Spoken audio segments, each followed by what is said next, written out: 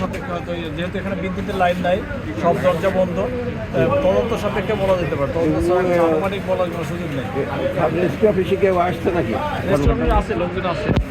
কোন দিকে? তো এখানেই তো দেখলাম একটু আগে। ক্ষয়ক্ষতি কে আমাকে বলতে পারেন? ক্ষয়ক্ষতি এবং অগ্নিকাণ্ডের তার কারণ তদন্ত সাপেক্ষে বলা যাবে, এর আগে কিছু পুরোনো কাগজপত্র সব পুড়িয়ে গেছে। কয়টা ইউনিট কাজ করতেছে? আমাদের যশোর সদর ফায়ার স্টেশনে 2টা ইউনিট কাজ করতেছে। ভাই কারো কাছে 10 আছে, দেখেন দিকে 10। বালাম, যেটা দলিল রেজিস্ট্রি হওয়ার পরে বালাম লিপিবদ্ধ হয়, সেই বালাম বই এখানে ছিল, সূচিপত্র ছিল এবং টিপ বই ছিল এবং গুরুত্বপূর্ণ রেকর্ডপত্র এখানে ছিল, সংরক্ষণ করা ছিল এখানে। আগুনটা কিভাবে লাগলো? আগুনটা কীভাবে লেগেছে আমি জানি না, আমার বাসা পাশেই। আমি এসব প্রহরীর মাধ্যমে জানতে পাই।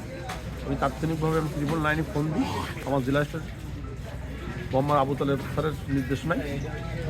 আমি ওই সময় বলেই আমি রিক্সা চলে আসি, তাৎক্ষণিকভাবে ফায়ার সার্ভিস আসে, আমিও সাথে ছিলাম। ওনাদের থেকে ফায়ার সার্ভিস সহযোগিতায় প্রশাসন থানাতে লোক আসছে, আর্মি প্রশাসন আসছে, মোটামুটি সবাই থেকে ফায়ার সার্ভিস আগুন নিয়ন্ত্রণে নিয়ে আসতে সক্ষম। কি পরিমাণ ক্ষতি হয়েছে আপনি? তদন্ত সাপেক্ষে ছাড়া কর্তৃপক্ষ আছেন, ওনারা তদন্ত সাপেক্ষে বলতে পারেন। ঠিক, আপনার পুরো নামটা? আমার নাম মোহাম্মদ শামসুজ্জামান মিলন, মহরত সাব রেজিস্ট্রি 7 যশোর।